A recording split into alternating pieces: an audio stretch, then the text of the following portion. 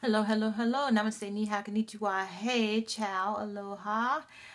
Welcome to the 305th day of the video series. What are you grateful for? Where every day I name at least one thing that I'm grateful for. And I just realized after watching the previous video, I was wondering why it was just 55 seconds. It is because it cut off.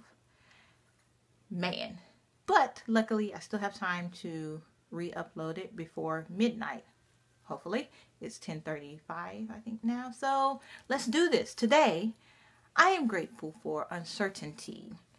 And what do I mean? When you don't know what's going to happen in the next second, minute, hour, day, month, week, year. I am grateful for uncertainty because I've read somewhere in some spiritual text that when you are comfortable with uncertainty, it's like you are giving it to God, or you are letting the universe or the source handle what it is, whatever it is, your desires. Then you can sit in that comfortable not knowing. Then you have reached a certain level of I don't want to say enlightenment, but I guess it would be enlightenment to a certain extent. But yeah, so today I'm grateful for uncertainty, when I can sit comfortably in my uncertainty and know that everything is going to be all right. Everything's going to be taken care of because, God got me. Universe got me. That which I call God.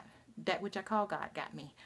Whatever, etc., whatever you may or may not believe in. So that is what I'm grateful for today. I'm comfortable with uncertainty.